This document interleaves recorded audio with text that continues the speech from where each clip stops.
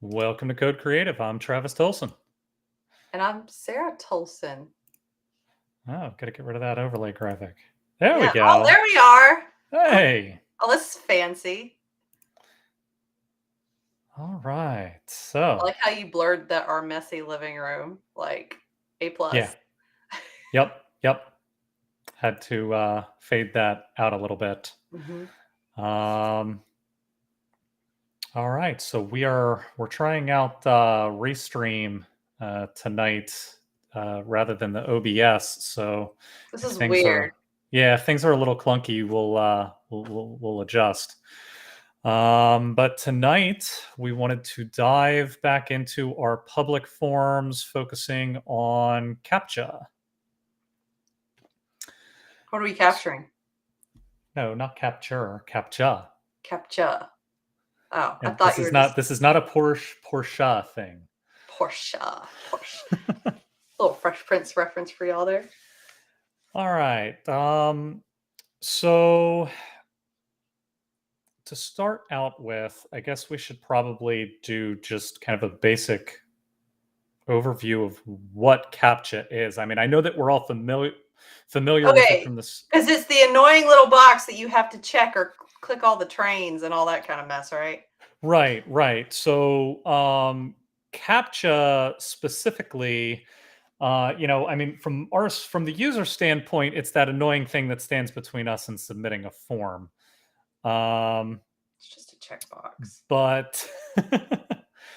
But from the technical standpoint, what it is it's a way of validating whether or not a human is submitting a particular form action. So CAPTCHA is actually an acronym for Completely Automated Public Turing Test. And yes, I'm looking that up on Wikipedia right now. I was about to ask you that. No, so. I didn't. I knew it was an acronym. I knew it was an acronym, but I didn't know like the specifics of it. But yeah, basically, it's a way to validate whether or not a human is submitting the form. And there are, on the ServiceNow platform, a lot of implementations of it that are just not done right. They're missing a lot. They're not actually accomplishing what they think they're accomplishing. And in other cases, CAPTCHAs are left out entirely. And one of the things I wanted to address first off was some of the reasons I have heard for why people don't implement the CAPTCHAs or aren't worried about the lack of a CAPTCHA. And I wanted to kind of focus a little bit on the importance of why it's so important to get this right. So one thing that I have heard quite a bit is, well, we're using Cloudflare, we're using some form of web application firewall, and lots of state governments will use this to help ward off a malicious attack, or at least detect the malicious activity. Yeah, and I mean, a WAF is really, really good for its intended purposes, and like there are, if you are properly monitoring it for spikes and you have it configured properly for your specific use cases, volumes of traffic, you have your IP lists set up for it. It can be a very powerful tool in your toolkit, but you really don't want that to be the only tool in your toolkit, because when it comes to the types of attacks that we're talking about, basically fraud form submissions, how is the web application firewall supposed to determine whether or not a form submission was valid or not? How does it differentiate between a human submitting a valid form versus a human submitting a form through a malicious client? If we turn around and we structure our data to make it look like a valid submission, how does how does the application firewall determine the difference? And the answer is it doesn't. A WAF really is not capable of discerning a proper submission from an improper submission. Now, it can use rate limits, which we've already discussed from a ServiceNow platform standpoint. But as you and I discovered this week, rate limits can be a double-edged sword. Yeah. We found one instance that's using rate limits on a bunch of public forums using the all user criteria that we mentioned during the last episode. And it was only set to, what was it, like eight requests per 10. day? 10? Like, I was testing it and looking at it because, like, okay, I like to see it's rare in this industry to get to actually see live examples of service portal work. So of course, what am I going to do? I'm going to submit stuff and play around with it, because both for ServiceNow and also especially for government sites, I will create the test accounts, and I am always looking at other states, counties, cities, how they handle this kind of stuff, right? Because I'm looking for best practices and how I can serve my people in state and local government better, both the citizens and the people on the other side that actually have to deal with all those submissions. So I'm playing around with this, and I think I submitted like twice or something, and then I got the message saying, "Oh, we've hit the rate cap, so you can't submit anymore." I was like, "Well, crap! I accidentally brought down their instance." And so I checked from a different device, hoping that, maybe there was some kind of IP or whatever to separate the users, and no, it just stopped responding. And this is Nobody across could all submit. the public requests. Yes. It's not like it was Yes. limited to one. You couldn't submit anything now on Right. this site, and we were like, well, So whoops. all public users were blocked out from submitting the forms. Sorry to that ServiceNow customer. We weren't trying to be malicious. We were just trying to play with your forms. That's on us. Names protect. What do they say? Like, names are changed to protect the guilty, or what have you. So rate limits can be a double-edged sword, and that's the thing, is that if and I think Andrew Barnes was mentioning that one to us last time too. He was kind of giving us a forewarning on that one, that human behavior does not it's not consistent. You'll have one day you'll have a nice even flow of just a couple requests come through, and then the next day you'll spike into the tens of thousands. And it seems arbitrary when you're looking at it from a data standpoint without the context. The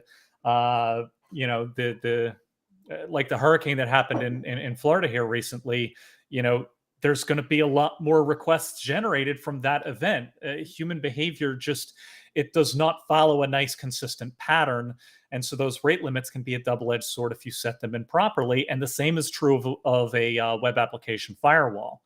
And in fact, if you go and look at Cloudflare's recommendations for, and what we're talking about is classified as a layer 7 HTTP flood attack. And if you look at their recommendations, a challenge or a CAPTCHA is the first tool that they mention, and the web application firewall is the second one. And you don't want to leave out that first line of defense. And so another argument that I've heard is that, well, you can get around a CAPTCHA, and that's true. A CAPTCHA is not bulletproof. But it keeps some of those low-level people from, like, what do you call them? The script kids, the script kiddies. Yeah. You keep them from doing something dumb because they just want to fool around or whatever. So, like, is this going to keep Citizen Karen from putting in 50 complaints against her neighbor? Probably not. But it's going to ensure that you don't have somebody running a script that can flood your system with enough requests to just totally shut it down. And exactly. When you're talking about essential services, when you're talking about emergency services, especially, like, the thought of my citizens being cut off from the help that they need is terrifying. And of course, all it takes, and I said this last time, and I have to reemphasize, it does not matter how small your city is. It doesn't matter if you are in some backwater part of the country that you think nobody's going to care about. All it takes is that one city councilman making some stupid, politically unsavory comment, getting to Reddit, and then all of Reddit is going to come down on you like the wrath of God. And Right. your system has to be prepared to handle that. So Right. And that's the thing, is that, um, the lock picking lawyer can pick basically any door lock imaginable. So we should just get rid of door locks, right? They don't work. There's no so point in much fun to having a watch door his lock. TikTok videos. And of course, that is a dumb argument, because the door lock stops a whole lot of other people from doing it. And so that's where we want to make sure that we understand what the CAPTCHA is, what the tool is designed for, and why we implement it. And the fact is that a CAPTCHA is a very easy thing to implement properly if you know how. It's very quick. It's also very easy to get around it when it's not implemented properly, as we found out. Yes. But when it's implemented properly, it can help protect your public forms from a bunch of different attacks that would be trivial for low skilled tech people, non-technical people to implement. Now, is it going to block every single possible attack? No. I mean, if you get a couple 100,000 people manually submitting forms all at the same time and doing it over and over again manually, it's not going to stop that. But that's why we layer our different protections and defenses. You don't. What you were saying last time, it's not just about like it's not just contraception. It's not just like preventing the attack. It's about containment and cleanup as well. Right. But you're not going to get everything, but you want to stop enough so that when it does happen, it is more manageable, and you have those other measures in place to actually handle it. So yeah, we're not advocating here tonight any kind of foolproof thing, because I'm not going to dare the hacker industry to come after ServiceNow and say, oh, you think you got something foolproof? Well, I'll show you. Yeah, like no, we're just trying to make sure that we have done our best effort within best practices, within what is safe and reasonable on this platform, to ensure that you can have that functionality and prevent stupid stuff from happening. Right. And that's the No, thing Chris Hemling, that no having a script to submit the form 1,000 times. I don't care how much your neighbor is breaking the quiet hour laws. Sorry, we just got a comment in, and I had to address that, because that is the exact thing that we're trying to prevent here. And Sarah, I don't know if you can see it on your side, but I have a neat little tool where I can actually click on the chat message, and it shows up on the screen. Is that why it showed up on the screen? That's fun. Yes. Okay. That'll give me something to do while you're explaining the technical end of this. Yeah. So, I mean, that's the thing, is that, we do want to understand that a CAPTCHA is not the be all end all. It is not going to stop all attacks, and somebody with sufficient knowledge can get around it. There are tools out there that you can pay for to get around it. There are services to get around it. You can manually get around it. But the fact is that the CAPTCHA is going to stop, one lone ranger with a script from generating, thousands of entries per second, and taking your instance down. So, as long as we understand that it is designed for a specific purpose, then we can begin to understand that that tool is still useful, even if it's not perfect, because the web application firewall isn't perfect. The rate limits aren't perfect.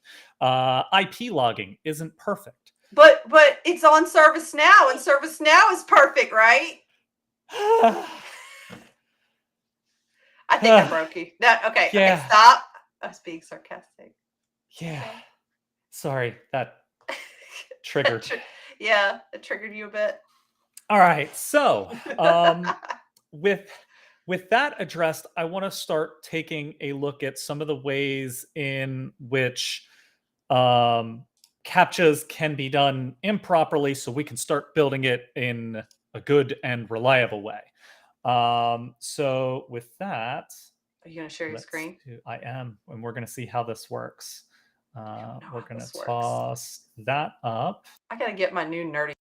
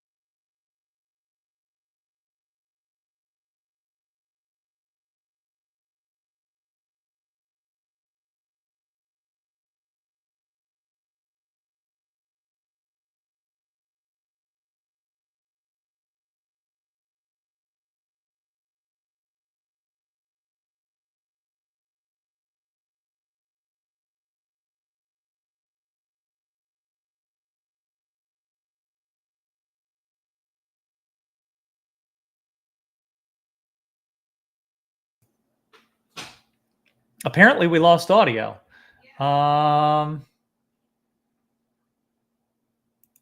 Let's see. How can I? We're trying to learn the new tools and such here. Chris, can you hear us now?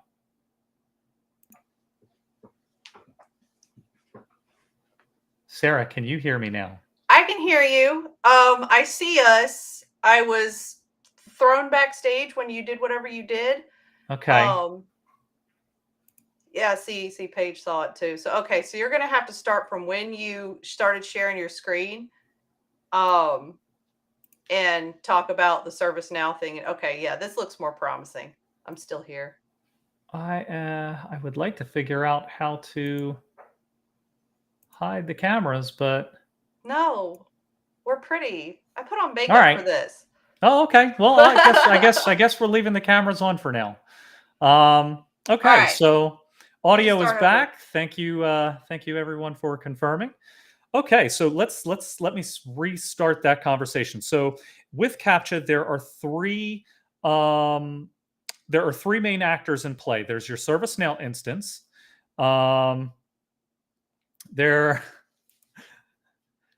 Sorry, Paige. So there are three actors in play. There's your ServiceNow instance, there's the CAPTCHA service, and there's your browser. So the first step in the process is you embed the little CAPTCHA script on your page. And basically what that's going to do is it's going to make a request to the CAPTCHA service for the information. And basically what the CAPTCHA service is asking the browser is, are you human? Now, there are different ways that CAPTCHA can work. Of course, we've all done the images thing. I'm sure, those of us that are old enough remember the text and, some of the early days, what's 2 + 2 type text boxes. Are the ones where they have like the text and it's all like warped and stuff? Is that like an older one? Yeah, that's the old school version. And basically what they have moved to, the newer ones like the Google reCAPTCHA v2, it's just a simple checkbox, or you can also hide it. But what's going on behind the scenes with that checkbox is actually a lot more complicated, because what it's doing is it's gathering information about your browser plugins that are currently installed. It's gathering information about the browser itself. any of the system information that is available to it through the browser, your mouse cursor activity up to the point of clicking, and a few other things. I can't remember if I mentioned browser history or not, but I'm laughing at Sarah saying that she can now join the chat. Uh, but it's gathering all of that information and sending it to Google, and then Google uses some fancy machine learning to determine if that activity resembles human activity or not. So that checkbox is actually really complicated under the hood. But so basically what happens is you take some kind of activity in the browser that says, do I look human? So that information goes to the CAPTCHA service, and then the CAPTCHA service, if valid, is going to respond back with a token, assuming it was valid. So if valid, it's going to return a token to the browser. Now, this is where a lot of people make a fundamental mistake in implementing the CAPTCHA, because what they'll do is they'll turn around and they'll set some kind of variable, not var. They'll do something along the lines of var valid is equal to true, and they'll send var valid equal to true to ServiceNow. Well, all I have to do as a malicious actor is just send valid equal to true to the server, and from ServiceNow's perspective, it's a valid message. It's been validated as being human because that's all ServiceNow is expecting. So that's a huge mistake. We don't want to do that. That is a bad thing. If you're doing something along those lines, use that to handle your button state maybe. But outside of that, don't send valid true to the server or anything similar to that. That is not a properly validated CAPTCHA. What we want to do is because that's really easy to like emulate, right? That's why you don't want to do it. Yeah. So like if you think about this as passing note cards, if you're ServiceNow and I pass you a note card that has the information that I want to submit for a case and also has valid true on the card, anybody could have sent that. It could have been me. It could have been, the tin can whose name we shall not speak because she'll start listening back there. It could be some random script that I wrote in Node.js. Valid true means nothing. What we want to do is we want to pass the token on that note card. So we want to pass our case information and the token. So we want to pass that to ServiceNow. So now ServiceNow has this data. We don't want to do anything with the case data yet. We don't know. ServiceNow still doesn't know that this is human. Again, if I eliminate this whole CAPTCHA service over here and just submit this right here, ServiceNow has no idea whether I did any of the CAPTCHA stuff or not at this point. It has to take the token and validate it.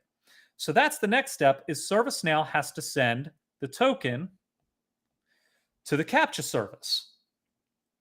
Once the CAPTCHA service receives that token, it's going to respond with whether it's valid or not. So let's assume that this CAPTCHA is valid. Next comes the second biggest mistake that I see in CAPTCHA implementation. And what happens here is that they will return the valid and then submit the case data. Now, once again, if I have... So that's two separate calls, right? Right. Wait. By the way, I've been told that I'm a lot louder than you, which I mean is true in any case, but can you like turn me down? Let's cut you down. How's that? I don't know. How is that? Are we on the same level now? I don't know. We have to wait till the delay catches up. Oh well, we'll find out. But anyway, so this is two separate calls to the server, one for the valid and then the next to send right, to send the case data. info. Now, okay, now I was told that was slightly too low, but better. So maybe let's bump you up a little bit more. Just a little bit. Let's try that. All right. So what happens here? What happens when we set up the CAPTCHA this way? When we return valid in a separate call to the browser, and then the browser submits. What happens in this scenario is that, again, I can skip all the stuff we talked about so far, and I can just submit this. I can just submit the one web service call. And as long as I can submit one web service call that doesn't authenticate itself as human, then all the other stuff is just a charade that only applies to the browser. And that's a problem. So it's like security theater and standing in line at the airport and taking your shoes off. Yes. It is. Doing it that way is 100% security theater. And it is easy to bypass. So what we actually want to do... terrorist. It does not. I'm not trying to be political. I just think it's a great analogy. Basically, doing any of the stuff we've talked about so far would roughly be the equivalent of having the TSA with this massive checkpoint, checking to make sure that nobody's bringing anything bad on, but then having another line off to the side that anybody could just walk through if they wanted to. You know, you have to opt into the TSA lines. That's basically the rough equivalent. I love the analogies we find. Like last week it was birth control to prevent like getting your system infected, and now we're using the TSA. Like we're on a roll. So what we actually want to do is we want, once again, our case info and our token to go in a single call. We send that token to the CAPTCHA service. CAPTCHA tells us whether or not it's valid. And essentially what we want to do is something along these lines. If valid, submit. All in the same REST call. All in the same REST endpoint. We want to check if the CAPTCHA is valid on the server side. And only if it is valid, we want to handle our database insert. This is the only way to ensure that your CAPTCHA is properly validated and that the database insert, which is your expensive call you're trying to protect, this is what we're putting the toll gates around. This is the only way to ensure that database insertion is protected. Any of the other methods that we've discussed thus far leave an avenue for an attacker to just skip all of the TSA lines, go straight through, carrying the bomb strapped to his back. So, this is ultimately how we want to set this up. We need that if valid, then submit on the server side in our server call. Does that make sure it all goes through TSA so we're safe? Yes. So you should draw an airplane on there. I don't like this not being able to draw. Like our early co-creative lives, I got to like doodle and draw and stuff. Taking that away. You technically have the ability to share a screen, so like you could like join from another one and like I'm gonna give you some canards because I like canards. Oh my gosh. Which plane is that? That one would be loosely based off of the Typhoon. The what? Okay. The Typhoon. It's a European model. Oh, okay. I got you to talk about planes. I don't like you. All right. Anyway, I will remember the doodling for next time. So that is what we need to do. This is what we need to do. This is what we are going to take and now bring into the code next time.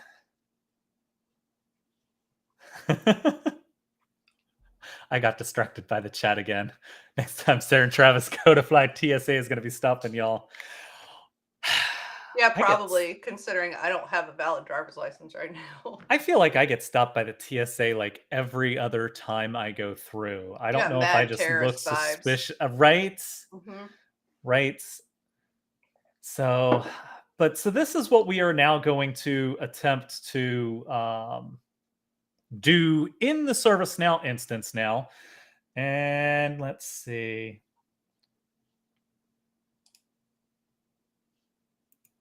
Gabby wants to know if your airplane has the correct amount of rudders. Well, the rudders are not actually, oops, that's not You what we can't do wanted. that. We got duplicates. I wanted this one. The rudders are technically not depicted in the picture because the rudders would actually be on the vertical stabilizer. And the vertical stabilizer was just a line, so it was at the wrong perspective to show the rudder. Oh, okay. Um, I got you off topic again. Stop that. That's why I'm here. They are here. These people do not come for your technical expertise or mine. They come to watch me like get you off topic and make stupid jokes. Yes, rudders are an actual part of the plane. She said she was just making it up. Yes. Okay, so in order to do this, this is in a widget. So are we building like a public form widget? Well, I mean, we kind of started one to some extent last time. That's right. We're gonna And build the recaptionist into that widget that you had. I don't remember yes, these things. oops, that is not what I wanted. I wanted this instance, and I wanted. Mm. Oh, is that a service? Wait, go back. Yeah, Go that back. was like the old logo. Go back. Go back to the part where that was. Ooh, nope. Oh, Nope. I got all That was like excited. the That was old something else. logo service Okay. now. Yeah, I don't. I'm gonna have to go back and figure that out later. I want to know what that was. I want to know what I found. Okay, so yeah, we started a widget. Okay, so Okay, so man, that's a sweet word, you might say. I Well, run into so many people that don't know that video, and like I feel like I've lost an entire piece of my ability to communicate with people because they don't understand that reference. But anyway, so here's our widget. so here's our widget. So one of the first things I want to do is I want to bring in our CAPTCHA. And I am going to be using the reCAPTCHA v2 from Google. It's simple, it's effective.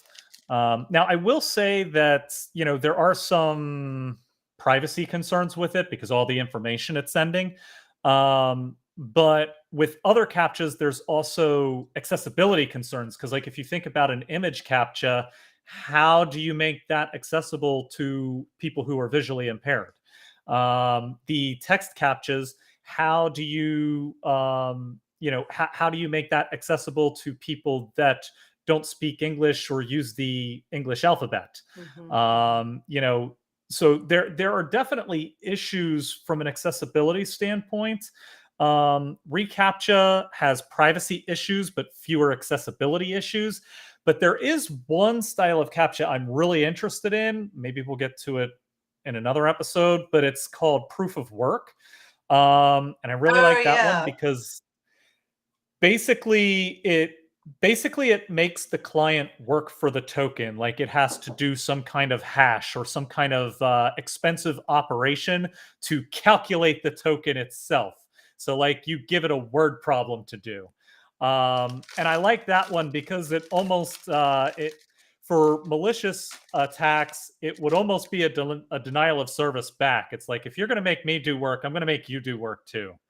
I just want to Um, say that as an advocate for the citizens of communities across the United States, they're already reaching out to the government for help, or I am not going to make it worse by asking them to do math or a word problem.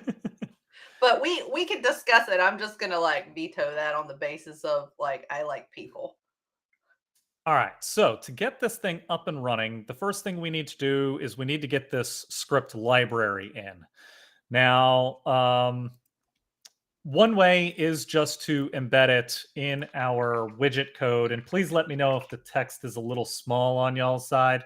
And I will zoom in. I've It's a little compressed my. small, but I It's a can little read it. small. I mean, I can read it, but that's me. Well, here, I was hoping that by. That's good. Okay. So one way is to.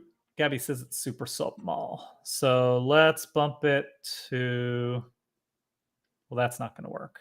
I don't trust Looks her like. to not wait. And Jace made a note about a new competitor to reCAPTCHA from Cloudflare, so we may have to look into that one too. Yes. Cloudflare. And this is becoming more and more of a thing with your providers of the web application firewalls. Is they are beginning to issue new tools for basically a challenge and also like a wait for. So basically, it turns around and it puts a timing based request in between. So that it doesn't get straight through to the ServiceNow application. They're coming out with a couple of different tools. Different providers are coming out with different tools. Some of them are challenge response based, like a CAPTCHA. Some of them are time delay based, but it is a very exciting time right now for CAPTCHAs. If that's the sort of thing that you get excited about, I do. I find it very interesting. But it is a very exciting time. There's a lot of research going on in how to do it in an accessible fashion and how to do it effectively. So it's really cool. But so we can put this tag in here, but then it's going to get loaded. Like, I don't know why you would have multiple CAPTCHAs on the same page, but if you did, it would get loaded up multiple times. And so what I want to do is I want to make it a dependency. So it would also mean you probably don't like your users. Yeah. Well, like you could have like multiple forms. So like if you had a feedback form inside of a pop-up, but you also had a catalog form that was using a CAPTCHA, you could potentially have two forms with two different CAPTCHAs completely unrelated, but on the same page. Let's see. So I want dependencies, I think. This is portal dependent? Oh, widget dependencies. Yes, widget. What widget exactly dependencies. is a widget dependency? And how does that factor into like normal widget development? Widget dependency is just reusable libraries. Actually, let's see. It is a way to import common libraries such as Google reCAPTCHA, CSS libraries, and apply them to a widget. So, like, I can tell it to include on page load. I can tell it how to load these dependencies. But basically, what it's doing is it's saying, in order for this widget to work, I need these libraries. Okay. So in this case, I want Google reCAPTCHA v2, and this is going to be a URL. I paste the URL that I just grabbed, which is just the reCAPTCHA API.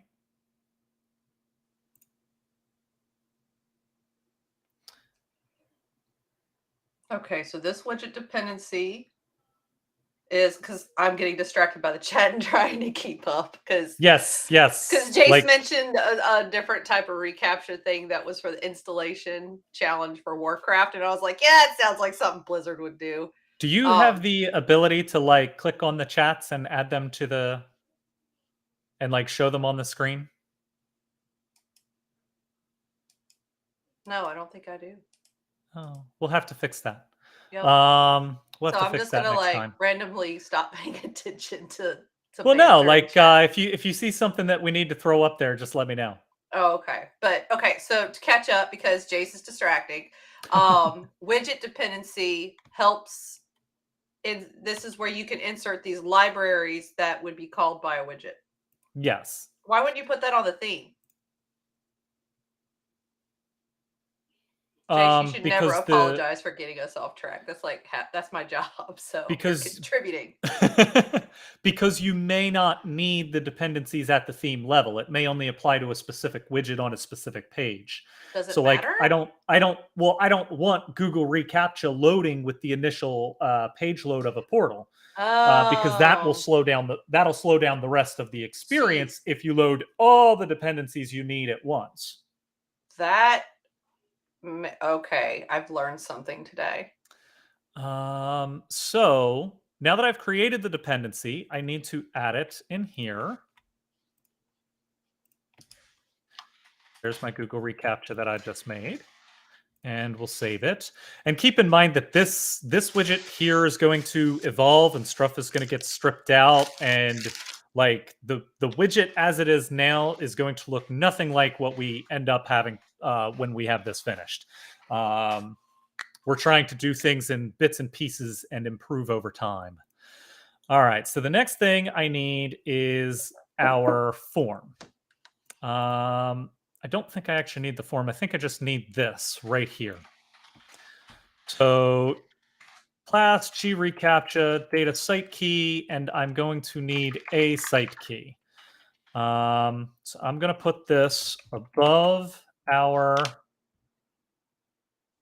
close a couple of these. I'm going to put this reCAPTCHA tag above our button, and I do need to get a site key for my reCAPTCHA. And how do I get a site key? Configurations, verifying user's response. Where are you? Well, I can't read it and help if you're scrolling that fast.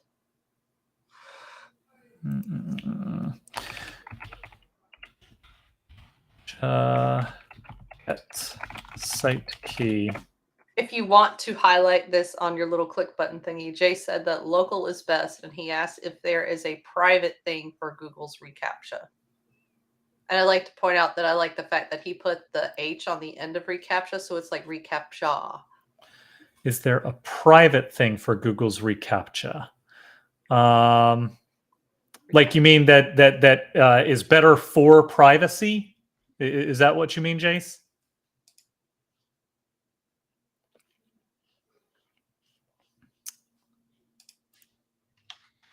Hello, Mr. Barnes. AJB. Creating reCAPTCHA keys. This sounds a lot like I don't know, but I will find out. Yes, yeah, I have no idea. I don't want reCAPTCHA Enterprise. I just want a reCAPTCHA key. Like an environment variable or a server-side key you need to keep or something like that. That's the kind of thing he's talking about. Private key. Yes. So this is it's not quite private because technically it does travel client side, so somebody could look it up. I could probably be useful and do that, but I'm too busy running my mouth about the chocolate I'm eating in chat. I'm trying to figure out, I can't remember how to get a site key. Oh, here we go. To start using reCAPTCHA, you need to sign up for an API key pair for your site. Yes, I do. I guess we'll just use the name of this site, which is I'm that seeing one. something, by the way, I'm seeing something about a secret key. So basically, what you get is the token. The token is effectively the secret, I guess you could say. But that is part of the script. Like, there's not like any kind of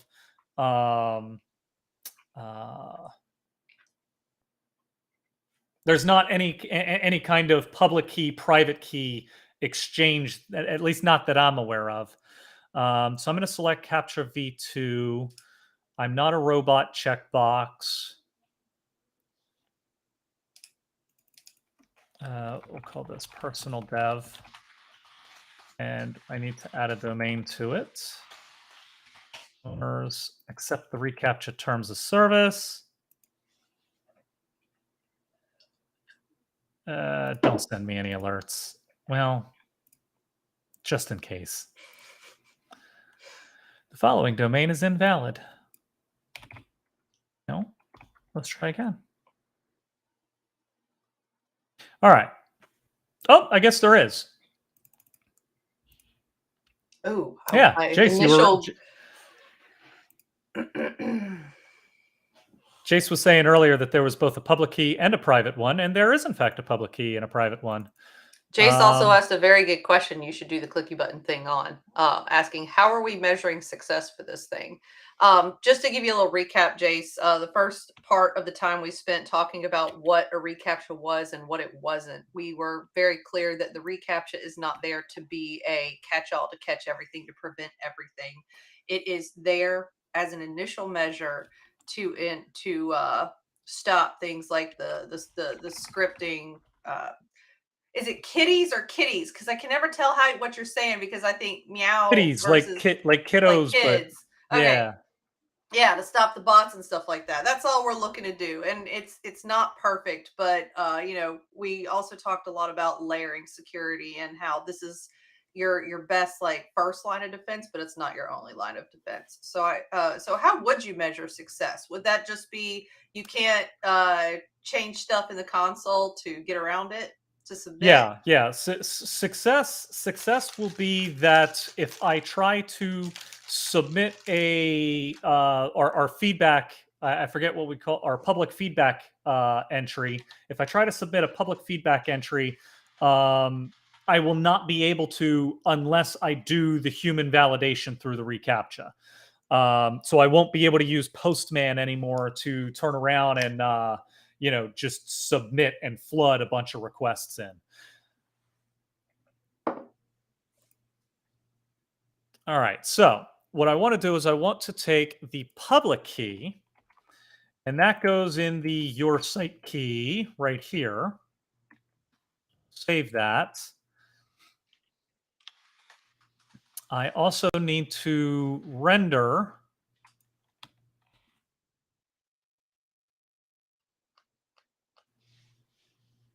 let's see, onload callback.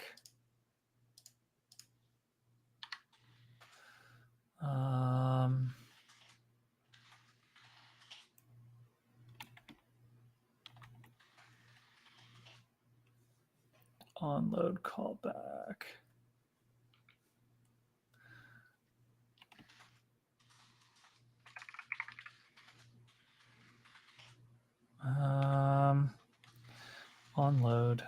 Onload callback. Oh, okay. So you can see that onload is the onload parameter here is an onload callback function.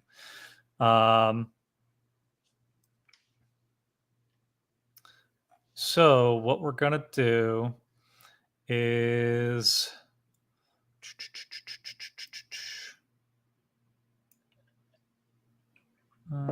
there's got to be a better way for this.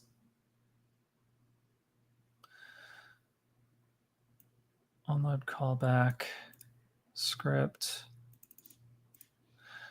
Let me look this up because I think there's a good example. Who was it?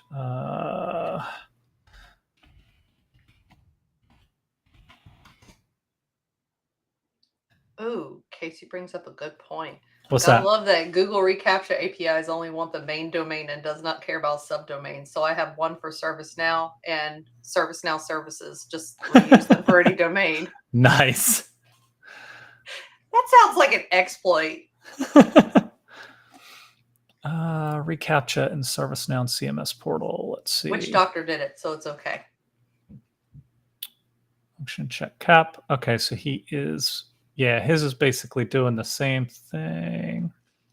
I'd like to interrupt this very interesting thing that you're doing to note that there's a witch doctor and a professor, but you don't have like a name, a moniker. I don't want a name. I'm going to let the chat discuss what your moniker should be while you do this. No. Yes. No. So you put the key directly into the widget. The public key, yes. Okay. Like, so would you want to hard code it like that, or would you want to like do something else? I was taught very plainly to avoid hard-coded stuff in my widgets by some guy. So is this like an exception to the rule? Because it's Well, I mean, this one is not a sysid. Now, we will be modifying this because ultimately, I don't want people to have to change the widget to change the key. So we will end up changing this site key to derive from a property. But right now, I'm hard coding it. So I guess in a roundabout way, yes, we're going to be eliminating the hard code. okay. All right, let's see. We're going to attempt this. HTML element.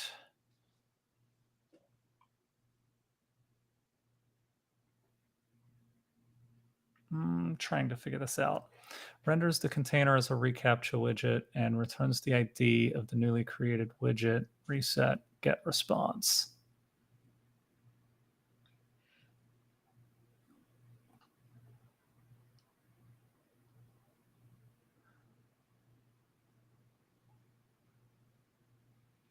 Container.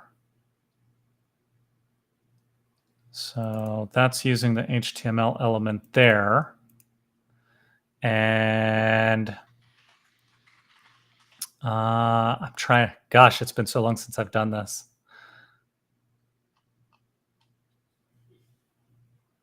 All right, so ultimately,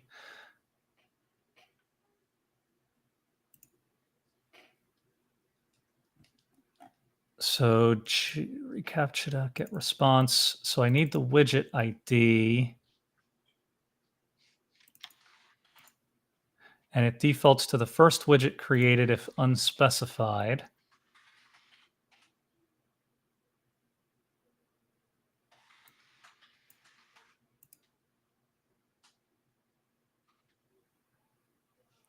Site key theme. All right, so if I explicitly render it, then I would use that. When your callback is executed, you can call the gReCAPTCHA render method from the JavaScript API.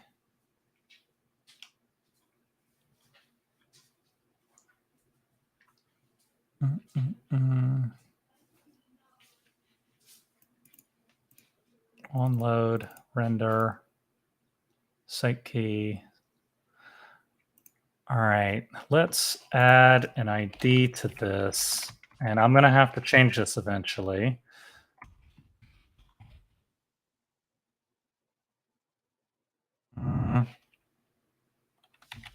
I'll call it CAPTCHA input for now. I want this ID in here. I don't know if I need to do.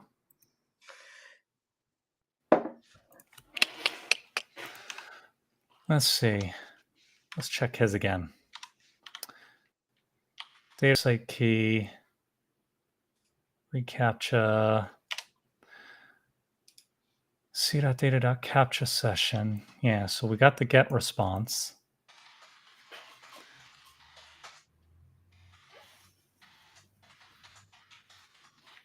c.data.captcha response.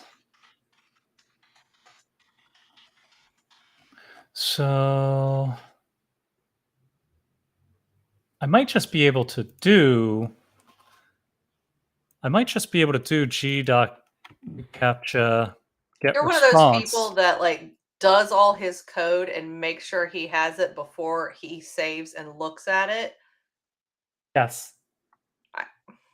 Because I would have just like thrown it on the wall and then refreshed and see if it worked. And this is how you Get know Sarah response. has ADHD and Travis does not. Get response. Is that a Venable? I think it's a Venable. No, it's not. Okay, weird. But I'll accept it. So what we'll do is var token equal to, I think this is the token. We'll find out in a second. All right, let's save that. Let's reload this form and see if that gets us any closer. And I'm going to dock this to the bottom. Oh, goodness.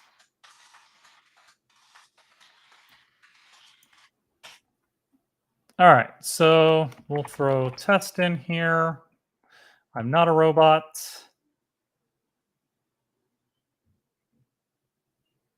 And submit. Ah, there's our token. Okay, so this is the token. Yep, this is the token that we got. Okay. So now we've got our G reCAPTCHA token. And what we need to do is, if you remember from our drawing, what we now need to do, now that we have our token coming back, now that we've got our token from the CAPTCHA service coming back to the browser, we've already done this part. We've gotten the answer back. Now we need to do this over here. We need to send our case info along with that token back to the ServiceNow server. Now, I am going to change something up here because I want a scripted REST endpoint for this. Yeah, Casey just mentioned now the hard part, REST API, old school way. Mm-hmm. So this is that part of ServiceNow I don't venture into. Because I'm stubborn. Let me just go to Studio. Not App Engine Studio, because I'm still old school. So doesn't it go to like the same thing? I don't keep up with anything on this platform. I don't know. I'm scared of App Engine Studio still. I'm scared of what is it, the San Diego when they changed everything and all that. I'm such an old lady for it. Y'all, we are actually the most Luddite people on this platform. Jace, the lack of scripted REST API days. Remember the good old processors? I remember you cussing a lot. Yeah. All right, let's see. I need inbound integrations, scripted REST API, public feedback. So we have our submit REST resource. And so what we want to do is we want to add our token to this call. So what we need to do is right here,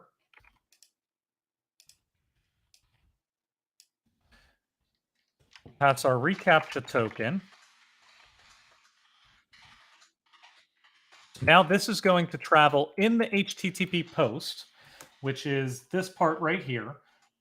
Oops, I just realized y'all can't see what I'm scribbling on. Sorry, I got caught up in the chat. I should have told you that. So this case info right here, we are now sending that token with our case info over to ServiceNow. So the next part, once we get this token to the server, is that next we have to send that token from the server to the CAPTCHA service in order to validate that that token is actually not just a bunch of random letters.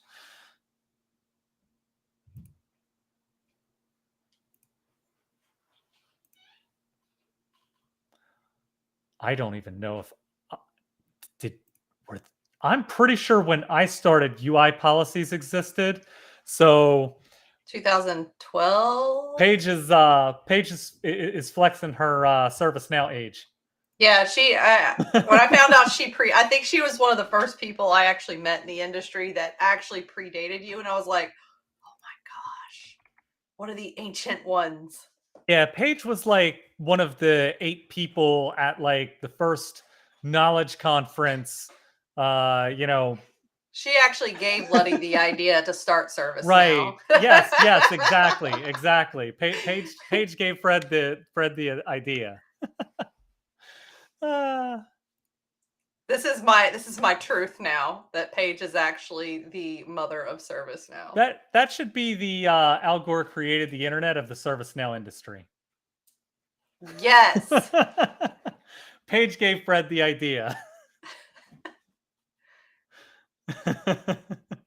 She does clarify that she did not go to the first knowledge conference, but she knows people. All right. Stop getting distracted, Travis. But the chat is fun. And I have a new clicky button. What do you mean you have a new clicky button? Ah. Oh. Clicky button. All right. So.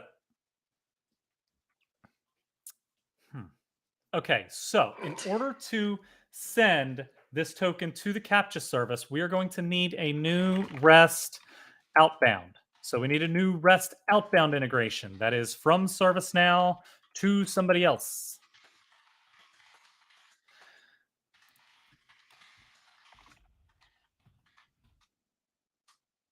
We'll reCAPTCHA endpoint. The CAPTCHA.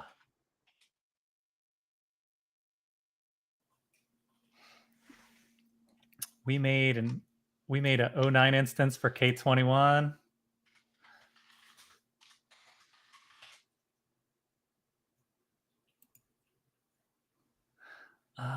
Let's see. Authentication type. I don't think this requires authentication. Okay, so the part we're doing now is if we come in here, verifying the user's response to check if it was solved successfully. Let's see. So you can see here that there's an API request and there's a post, and we have to send our secret, which is the secret key that Jace was mentioning earlier and that we got earlier in our process when we were given both the public and the private key.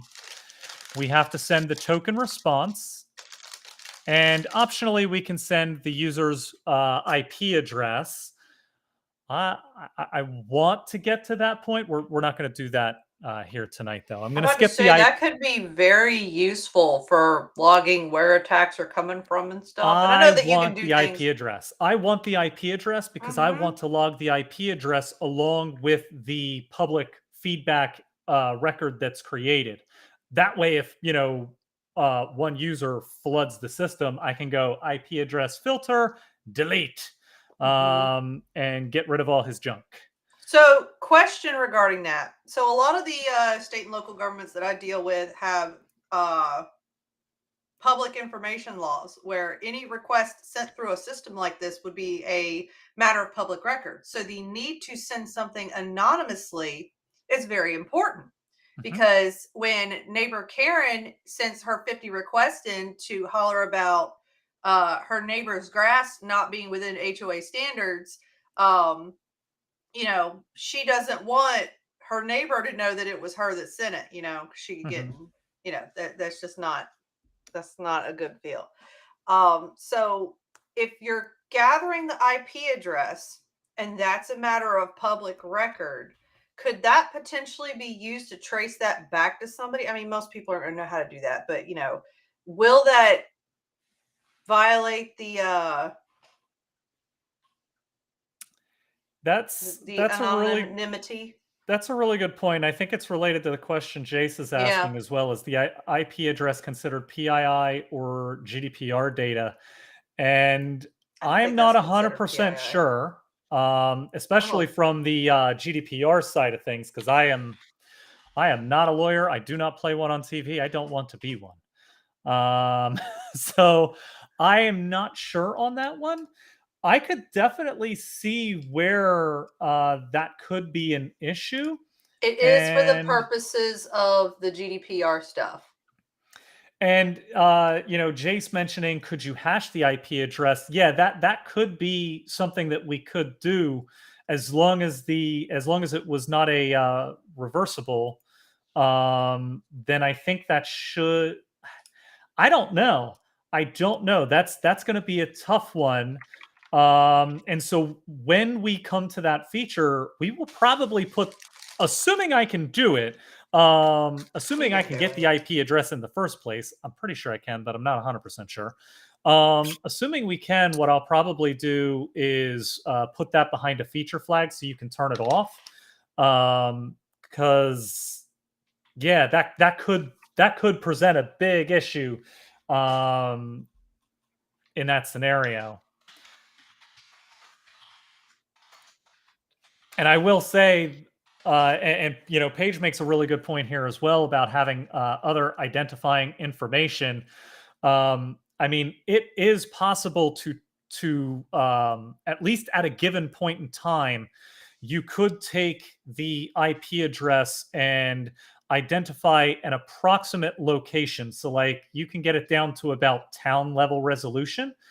And with other information, yeah, you absolutely can map it back to somebody. I mean, in the salary survey, that's how I figured out, where Who the it bad was. entries were coming from Yeah. and who it was because there was enough information alongside the IP address that once I had the town and the other information, it was that quick figuring out, being able to map that back to an individual. So, I mean, there's definitely someone who is savvy with the data and knows what they're doing would absolutely be able to take an IP address with the right time resolution, because IP addresses can rotate. And I don't know enough information about how the IP ISPs rotate those IPs to know if there's any geographic stickiness to them. I don't know. But you could potentially use that information to map it back to, if not somebody, you could certainly map it back to, The a profile at the very least. A quick Google search indicated that a European court had handed down that a IP address could be considered PII because it could be used to kind of figure out, and does it contain enough data to kind of figure something out about somebody. But I'd certainly trust that ruling, because I mean, Europe has been kind of on the bleeding edge of actually establishing a lot of these policies and establishing a lot of the consumer protections and such. So, I mean, if that is their view of it, I'd say that's probably a pretty solid indication that if the world isn't already in that direction, it's probably going to get there. Yeah, but to Paige's point, Europe's stricter than the US, which means we don't have to worry about that here, right? Yet. I mean, hopefully we'll get to the point to where we protect consumers as much as Europe. Nah, we gotta have our capitalism. Anyway, where are we? Anyway, I'm dying. Don't die. Okay, so inconvenient for me. reCAPTCHA. So we're making the reCAPTCHA post. Oh, I guess it doesn't make sense to call that. Wait, did I specify? No, I completely botched this. That's not the endpoint. This is the endpoint. So we want the site verify one. That's the endpoint. Endpoint is still going to be the same for the post. Don't want to change it. And in the contents,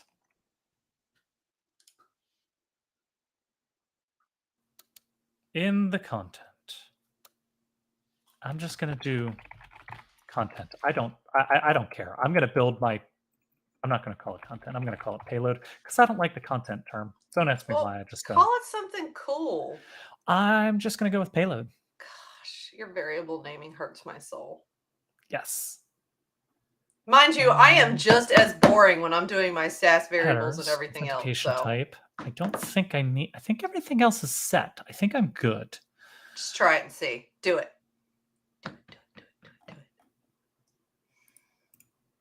This will be fun. You and I code in very different ways. Okay, so I'm going to do a couple variable substitutions. And the variables are going to be these guys over here. So we need the secret. This guy. Yeah, this guy. Secret. I really don't care because I'm not actually using these for test values. Actually, I take that back. I do want to test it.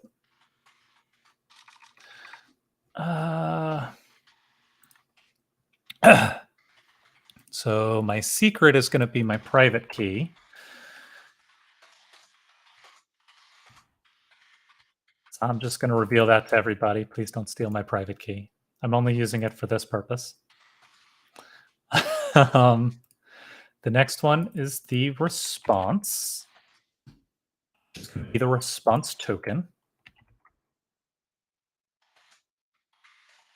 I guess technically I don't have the response token, so it doesn't rightly matter. So I can't test it anyway. Well, fine. Remove that. I want no escaping on either of them because I don't think I require escaping. Reload. I'm not doing IP address right now. So preview script usage. This is going to give me the script I need in order to call this. Okay. Then I'm going to create a script include because that is way too heavy for anything in my REST endpoint.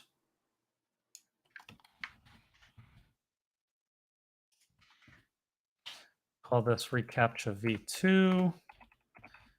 Verify function.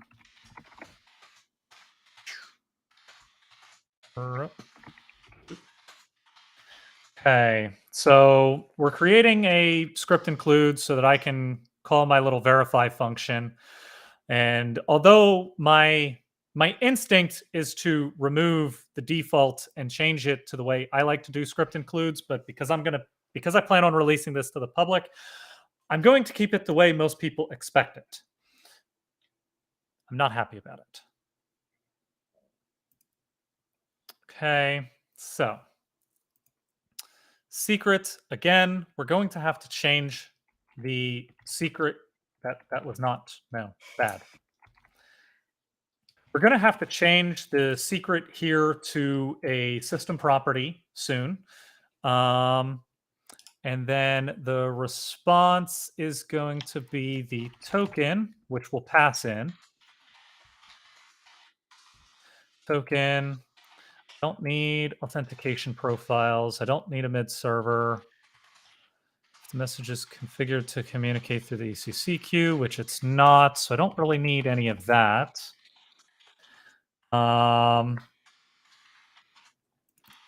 Response.execute, get body, get status code. And what we're going to do is return response body. All right. So there is our script include. And it doesn't like it. Line 9. Mm-hmm.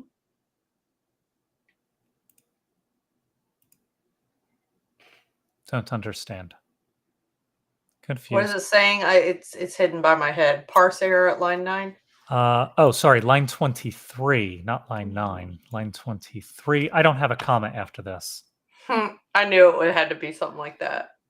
You write very elegant code, but it's like, that's tough. Okay. My syntax is good. I just don't know what I'm writing. It's great. And I do want to give this a description. Verify Google reCAPTCHA v2 token. Okay. All right. So back to my submit endpoint, because now what we need to do is, so we have this glide record. Or wait, we have this glide record where we are inserting So this is what we want to protect. What I'm going to do, I'm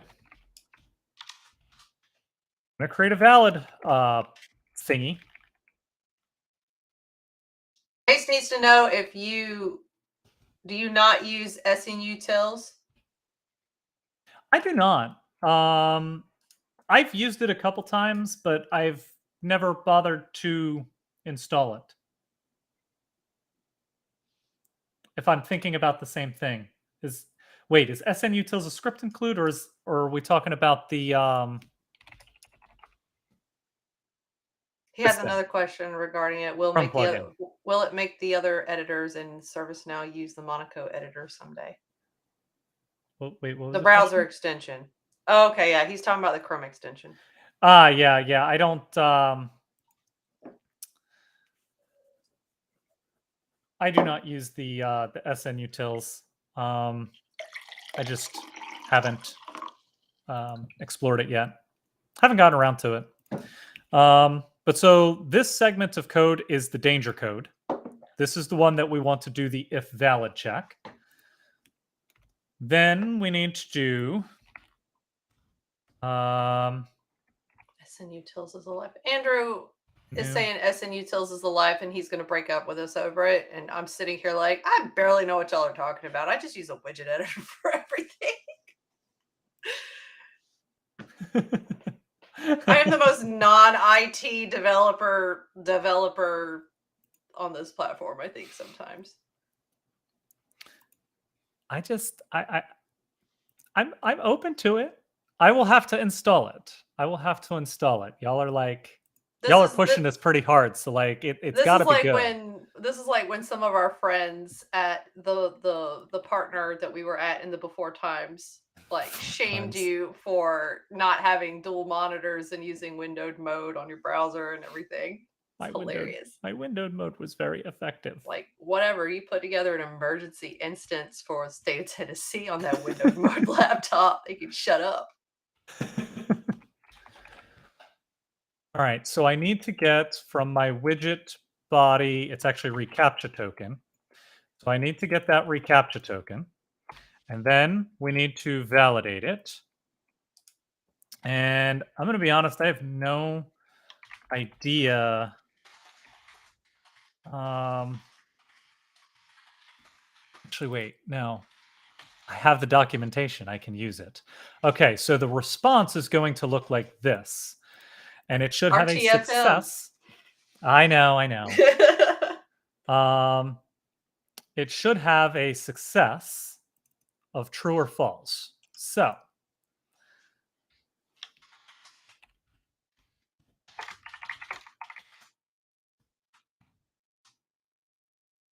CAPTCHA, we'll call it CAPTCHA. So what we want to do is, I'm actually going to change this valid to CAPTCHA dot success equal to true. Else, now, you shall not pass. Well, and here's the interesting thing. I could throw an error on this. And I'm debating on whether or not to. Because on the other hand, I could send back a success status. So like I could turn around and do response.setBody, and I could send something else if I wanted to, basically to trick whoever was trying to exploit the system. Like I could send something back that said, yeah, this was successful. It totally created, for example, I could turn around and say, what was the feedback? What was the numbering system we used for this? Public feedbacks, PBF. Okay. So I could totally turn around and do PBF 0004993. And so every time it was an error, it would send back this one. And like, if they you need to make it like close 1337 because you're low key telling them that they're late and they broke it. There you go. So like, I could send this number back and I could like check for that. Now, I don't think I'm actually going to do that. As fun as it seems, because like, if I did a check on that number, at some point I'm going to reach that number and somebody's going to get a bad response. So what I'm going to do is substantiate an ID with a new glide record and return the in-memory one.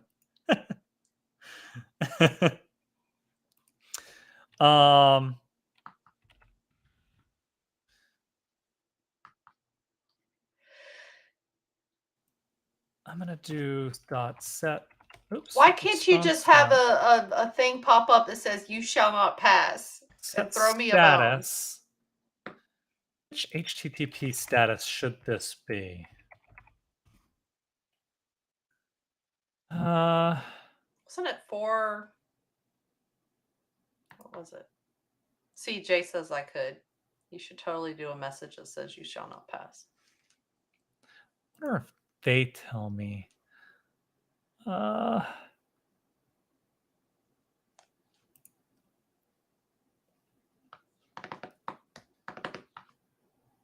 Server error responses, internal, not implemented, service unavailable, insufficient storage loop detected, network authentication required.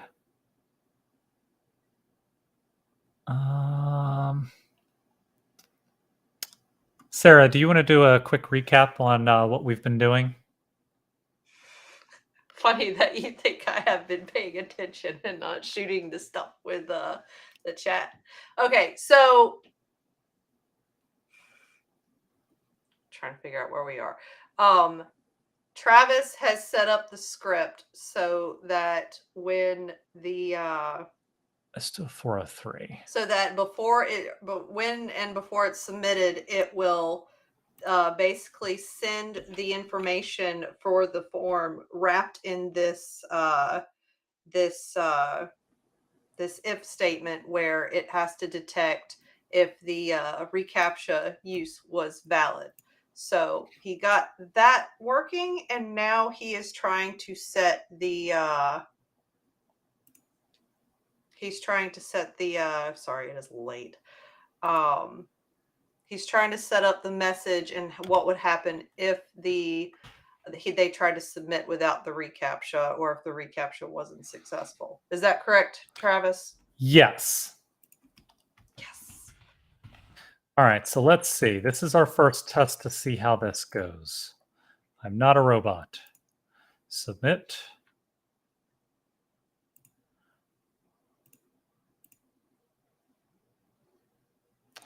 Let's see. Was granted, was granted, was granted, was granted, was granted. Bunch of stuff was granted. And yet we had no bueno. Did not work. Failed to load resource. The server responded with a status of 403. Okay, so we got our 403 error, but that was not exactly expected. So let's throw a breakpoint in here. Yeah, we'll throw it there. And let's pull up the debugger. And I don't think y'all are going to be able to see my debugger because of how the windowing stuff works, but we'll see what we can do. We'll see if we can manage this. All right, so I want to try this again.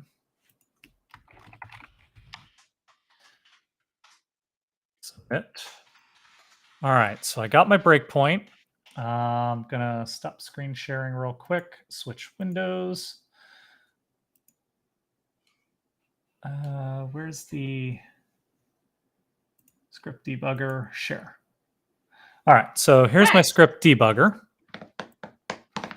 And we can see the CAPTCHA success is false. error codes, missing input secret.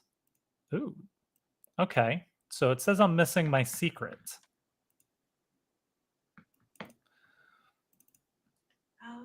I know what the problem is. Okay, so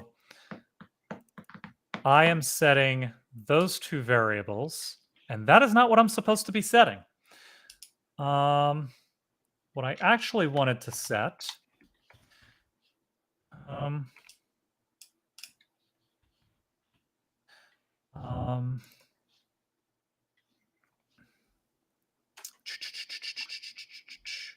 all right, so what I actually need to set, because if you remember correctly, what we called this guy was payload. You remember from our post message? We're using the payload content there. So I need to set payload. We can still only see the script debugger. Were you trying to show us something else? Dang it. Yep. While you're switching that, someone on Twitch, so unfortunately I can't reply in the chat because I'm not on Twitch. They asked if this would be used in a situation like survey, and it was clarified by Kevin that yeah, this could be any type of public form. But yeah, feedback, any kind of user survey, general contact form, anything like that could be a good candidate for this. Would you say that ServiceNow is built to naturally accommodate public forms, or is it just something that we figured out how to do? I know that there's like a CSM service catalog widget that you can use to make service catalog stuff kind of public, but that's honestly kind of a complicated question because I mean, this has been a use case for as long as I can remember, and it's always been something that I mean, you could technically do it, but it was not originally intended to allow the public submissions. But then CSM came out, and or specifically the consumer services side of CSM, and it became more of a thing because you at the very least had the public form for the consumer service portal for external user registration. So the platform has evolved, and because service portal was built natively with public in mind, you can just click a little public flag and boom, there it goes. Everything's already configured for it. So I mean, ServiceNow for as long as I've been on the platform has had a public role that meant that you could distinguish public users. So it technically always supported it. It's not something we had to figure out.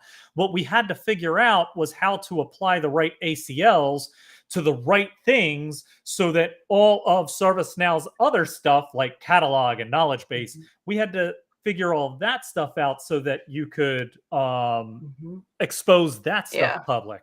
So ServiceNow understood public, the content just wasn't public. Yeah, one of my colleagues pointed out that when you're doing this, you have to think about so many different little aspects that you normally wouldn't think about just in security purposes, like the choice table. Do you want the entire choice table to be available publicly?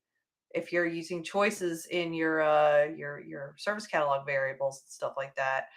So all those little pieces and parts have to be considered for what you're going to allow to be public versus not.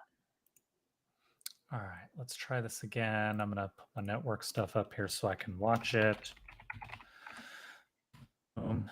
And submit. And we got a 403 forbidden again. Okay, so I'm going to pull up my script debugger again because that did not go as planned. It didn't do what I wanted. And I'm going to put my breakpoint. Do I still have my breakpoint? I do. Okay, so we're going to reload.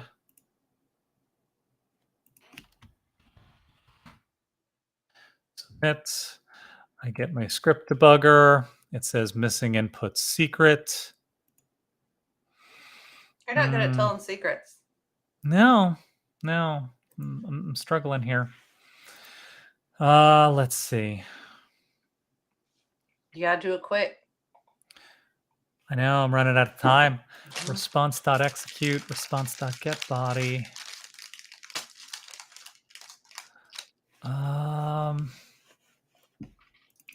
Payload.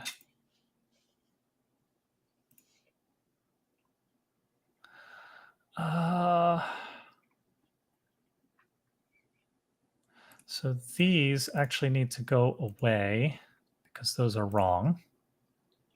Casey says his is in the headers, not the payload. In the headers, not the payload. Let's double check. I mean, according to this, it says it's supposed to be a post parameter.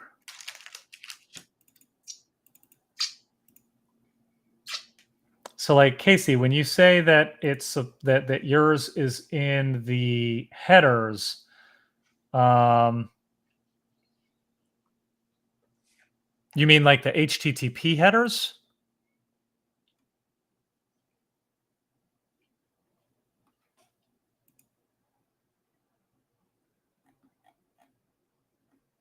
Oh, Jace, that's a good one. Jason, I've been thinking up good quotes for the denied message.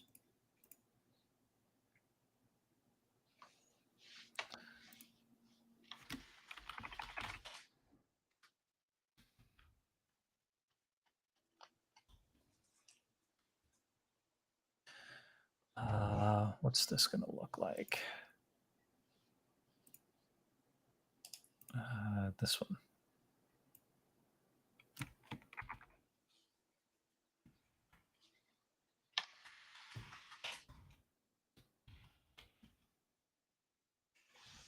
So I think this is what I want it to look like. You have 2 quotes there. There you go. Do you need a comma after that? I do.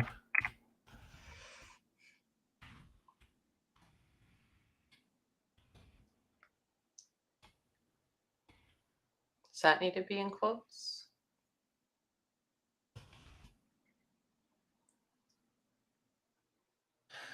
Let's see. Let's go back to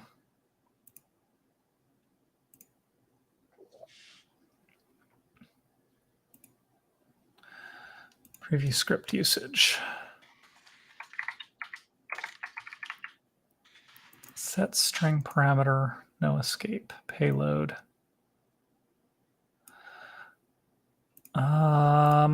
Let's check some docs. ServiceNow. Casey says check Slack. Okay. You have to look at Slack. He's got a thing.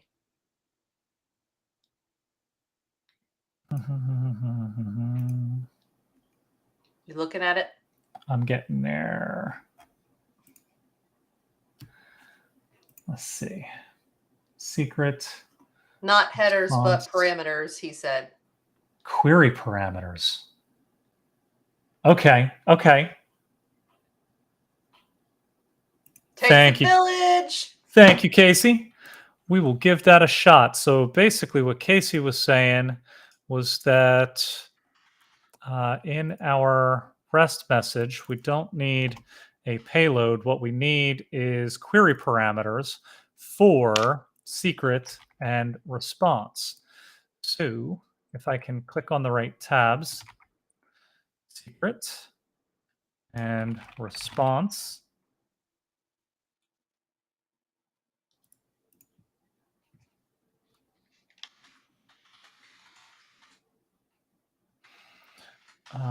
Get rid of payload. And then preview script usage. Let's see.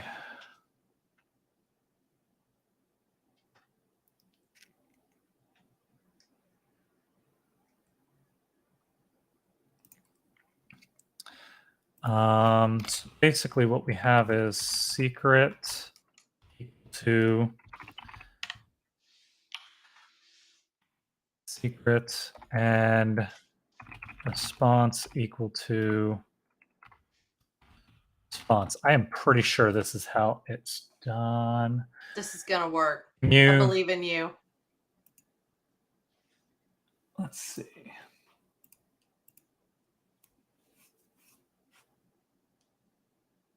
Oh, no, that is incorrect. Oh, just kidding. It's not gonna work. Everything's gonna die. Might as well give up.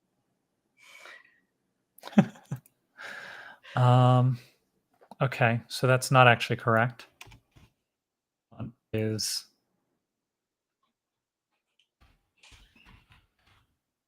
response and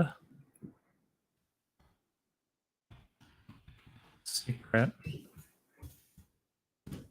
save.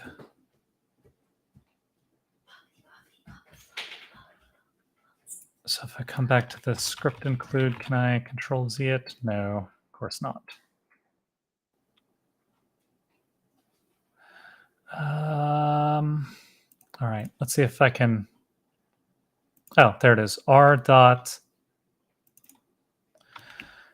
All right, so secret is going to be this guy. Back to this approach. And then set string parameter. Response is going to be the token.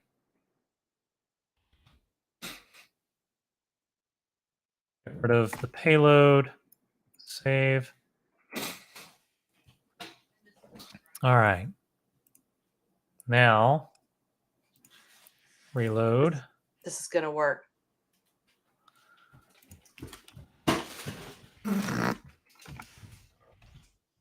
Are you laughing at what I think you're laughing at? Did you see our oldest run behind me in the background? Yes.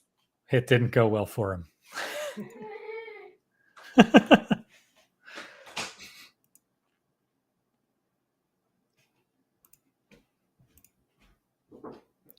Let's try that again because I don't know what happened there.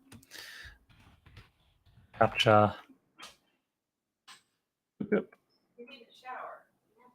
And then check. Ah, still no dice. All right, let's pull up my script debugger again. Gosh, we're so close. Success is true. Okay, so the result I got was actually true this time.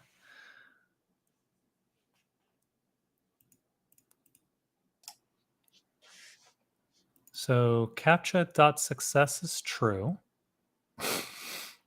It All we see is should. the form.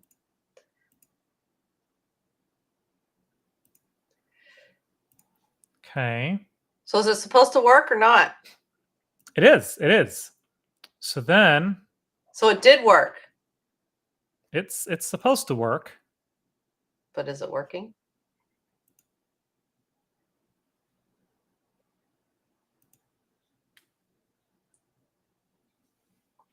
I'm adding a couple breakpoints to test this again, and we'll see where we end up. Reload. R. Got a robot. Submit.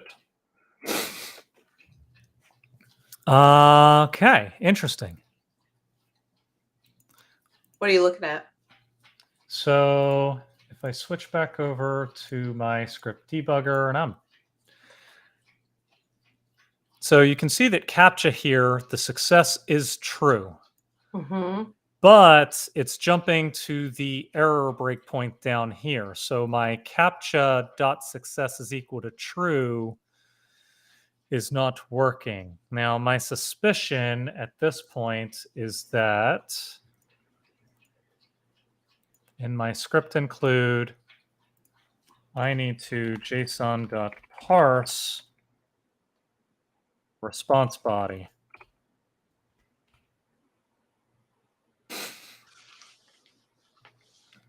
And then we will try that again. Oh, and I got to share my. Okay, so what I did was I came in here and I updated this line, this line to include the json.parse. Let's try this one more time. It'll work this time. Submit. Refresh list. And there we go. Oh, there it is. So we got a reCAPTCHA submit. Now, what's great is that now this endpoint is protected by the reCAPTCHA. So basically, if I try to circumvent this form in any way, if I try to circumvent this, it's not going to work. So like if I pull up Postman, for example, and try basic attack the way that I did last time, what I should get is a 429. So first I have to grab my payload. So I'm going to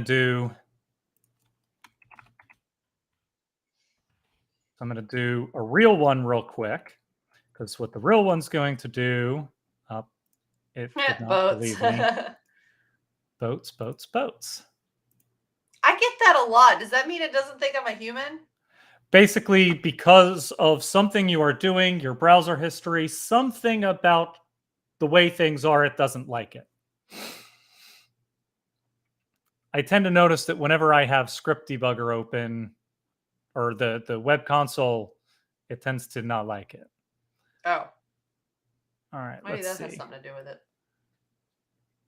All right, so now we're going to clear this out. I'm going to hit submit. There's my submit. So now what I want to do is I want to put all of this data into my hacky Postman, which I'll show momentarily. Not that one. I need my cookie. Okay, so here's my thing. So I need this cookie so that I can exploit it. I need my X user token.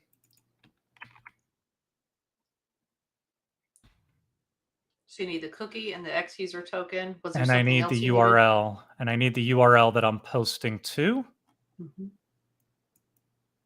so that I can replay this attack. And then the body is going to be this payload here. So let's try doing it where I just replay the exact same message. And I'm going to switch over to Postman now. So what I'm going to change here is I am going to change the description to reCAPTCHA hacks. And we're going to send this. And I'm using the same reCAPTCHA token I did before. You didn't spell hacks right.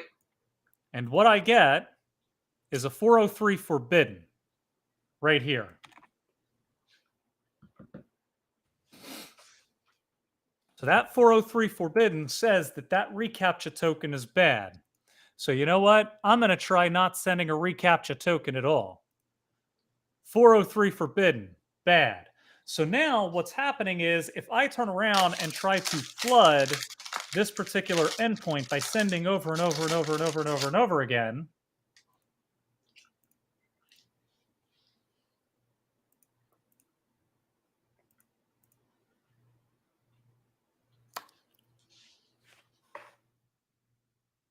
there are no reCAPTCHA hacks, but there are some people accessing the public endpoint and submitting via the form. That would be Jake. This is what you get for letting them see your URL to your dev instance. Got some live testing going on there. That's some UAT if I ever saw it. But so at this point, this endpoint is now protected against some of the most basic low-level attacks that are possible. Now, if we go back to the SketchUp that we've got here, we are now doing the valid and submit. We're passing the token to the CAPTCHA service. We're getting back the success token. And then we are responding back to the browser with either a 403 error if it's not valid, or we're responding back with the number and a 200 response if it's successful. So at this point, this particular endpoint right here is now protected by that reCAPTCHA token. If we did not do this in basically exactly this way, you could still have a CAPTCHA on the form and it just doesn't do anything unless you're accessing from the browser. So like if I was still doing it from Postman, I could bypass all the security. But with the CAPTCHA implemented in this specific way, with that, if valid check in line with our database insert, we now have a protected REST endpoint here. And keep in mind that this REST endpoint is still protected using the REST API limits that we established previously, because we used the scripted REST API instead of the widget server script.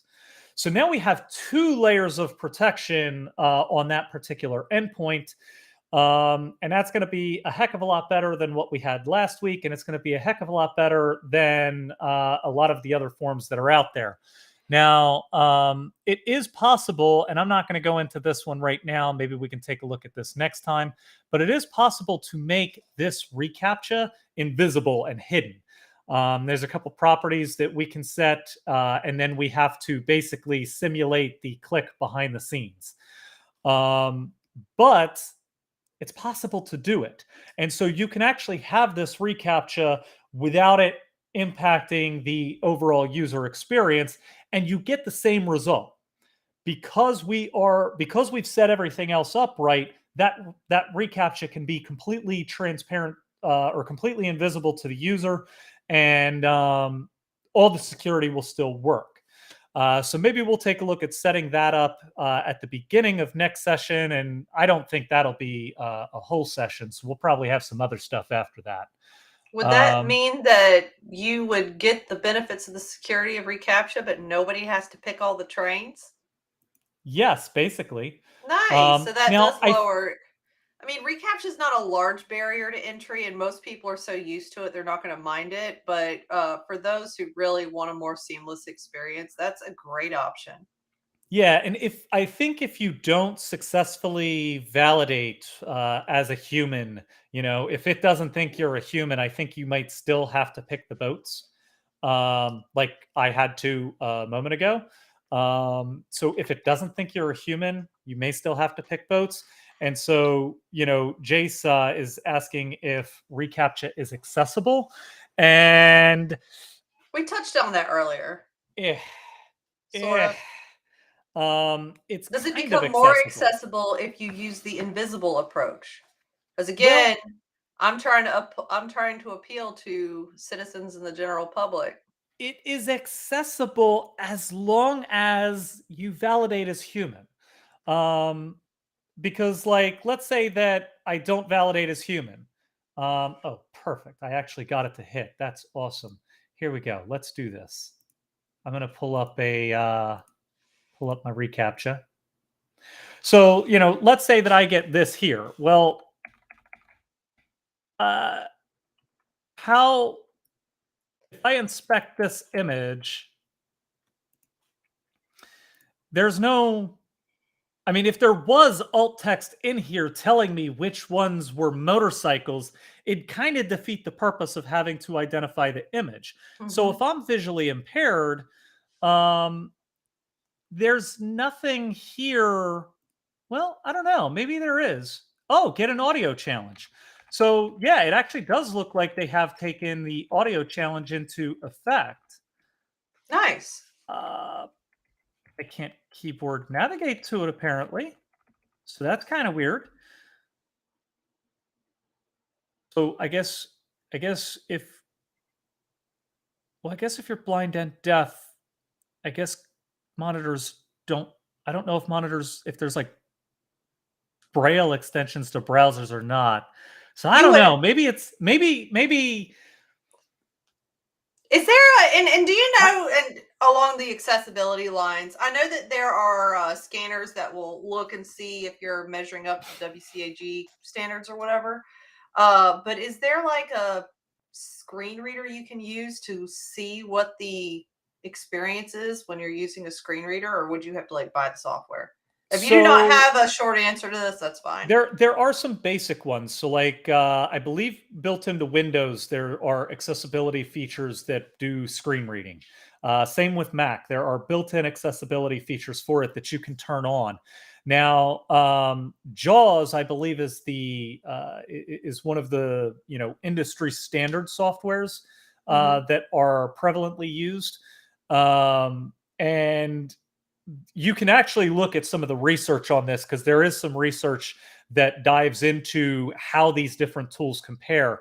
And they don't all work the same, and they don't all have the same results in all cases. So, this is one of those things where if accessibility is super, super important to you, you kind of have to test it on all possible tools. There's no silver bullet for, just That's what I checking figured. everything.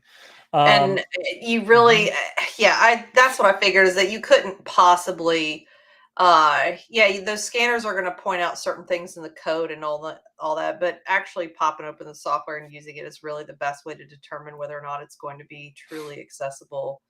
Jace points some good stuff out mhm. there. But that's been a struggle for me in my journey in making sure that these sites are accessible, because I know how to make my HTML accessible and all that, but finding the tools to review, and we have them and we do use them, the scanners and different things like that, but I never quite, I like proof beyond a shadow of a doubt Yeah. before some citizen that's blind tries to use it and has to figure out the hard way that it's not what it should be. I don't want to depend on a scanner or something like that to ensure that that experience is where it needs to be. Yeah, when in the pre-service portal days, I was doing work for a customer that just from a legal standpoint, there was like a recent lawsuit at a university right around that time for screen reader accessibility. And so, like, it was, they could not use the old school CMS because it was not accessible enough. And so, we had to rebuild like a completely custom thing for them, and we had to test extensively on multiple screen readers, and it was the first time that I had ever um, put myself in those shoes, and I literally like blindfolded myself and tried to navigate via keyboard and screen reader only. And it was when I tried it on, the CMS that ServiceNow had at the time, it was, you couldn't do it. It was impossible. And so everything I built, I had to, blindfold and test, and it was intense. It was a completely different experience, and it's really hard to appreciate the challenges of using a system that isn't equipped for screen readers when you have to use a screen reader. There's just no substitute for doing it yourself. There really isn't. This is why I encourage, whether I'm working with enterprise or state and local government or whatever, I'm like, get me some actual citizens to look to test this.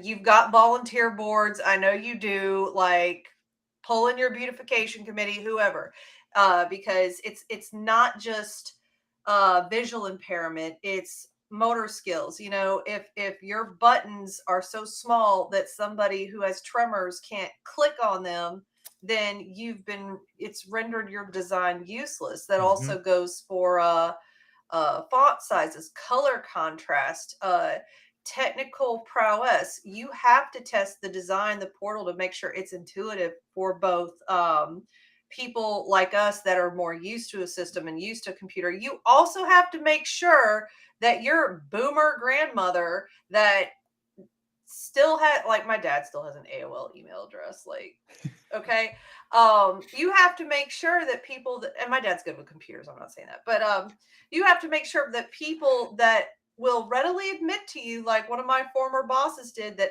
I don't do computers too good, can easily find what they're looking for. I stress this in a lot of the talks that I've given and stuff like that. I build for Becky. I build for this city clerk that was so good at her job, but don't ask her to try and figure out a complicated CMS system. Like, no. And especially for my citizens and for the communities we're supporting, the goal should be to make this as easy as possible. There are a lot of different facets of that I think in a lot of the service portal work in this industry gets left behind. Sorry. Yeah. Hashtag rant. No. I mean, you're right on point, and I mean, it's when you start diving down into the accessibility realms, you start to learn about specific fonts that were engineered for dyslexics. Comic And Sans, y'all. As much as I, as a designer, will crap all over Comic Sans, I actually love it as a font because it's so much easier for people with dyslexia to read. yeah, So, yes. and I mean, when you start reading about accessibility and what the different accessibility standards are, and how to align yourself to them, and how to make sure you're meeting them, I mean, it cuts really, really deep. And I mean, I probably saw this on TikTok, but this one creator had this really great conversational piece where he presented accessibility and disability from the standpoint of inverse Superman. Like, in the traditional Superman story, Superman comes to Earth and he's got all these superpowers. So, he can do all of these amazing things. He is super able. But flip that story around. Takes an Earthling and put them on Krypton, and of course, I think in some of the canon, like they only have those powers under the yellow sun. So technically, if you went to Krypton officially, I don't think you would actually have an issue. But let's for a second assume that all the Kryptonians were under the yellow sun and had all these superpowers, and you get dropped into their world. And they're building a society that assumes you can jump to the 40th story of a building when you're like, bro, is there stairs? What are stairs? Why are you late to work, Dave? You guys don't have elevators, and I work on the 600th floor. And when you start to view things from that perspective, you start to realize that we kind of live in a world that just is not. It is not designed by people that exist outside of an average, outside of a specific norm.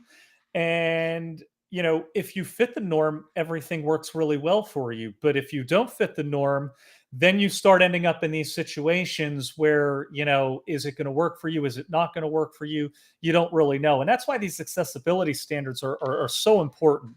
And that's one of the things I do love about government space, higher ed, and a couple others is that they place a much higher standard on meeting accessibility standards than what I see at a lot of other enterprise organizations, where it's like, if we get to it, we get to it, but we're not testing for it. If they don't. Yeah, and I mean, it's a shame that's what it takes to get to motivate people to meet those standards. But I'm glad that in some spaces that is a thing. Yeah. And I joke because yes, I've seen governments get sued for that kind of stuff, and not just accessibility, but like not having proper translation of their materials. But no, when you talk to and get to know the people in government, they are passionate about equal access to their services. Like you're not just talking about like social services people. You're talking about the people in public works. You're talking about the people in the finance office. They care about making this as easy and accessible for everybody as possible. They know that it's a pain in the neck to get off work, to have to go downtown, to go down to an office and fill out a paper application. They don't want to process the paper. I didn't want to process the paper applications. I had to drive across town to get signatures from three different department directors. They don't like dealing with it either. So when we focus on the accessibility, when we focus on a good experience that makes this easy for everyone, that's why design is important. Everybody wins. Everybody wins. Yeah.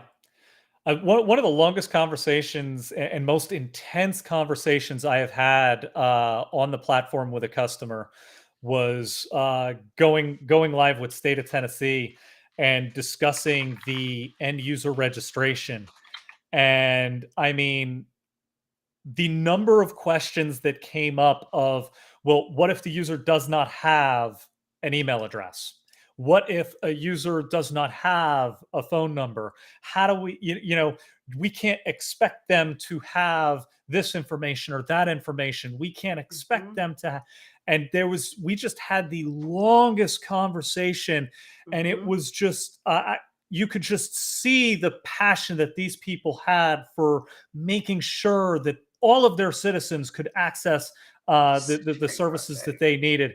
And just it's one of the things I have come to love about working in and the federal space too. I mean, just the government space and the higher ed space. One of the things that I came to love about working in those spaces is just how much passion these folks have for what they do and the people that they provide services to.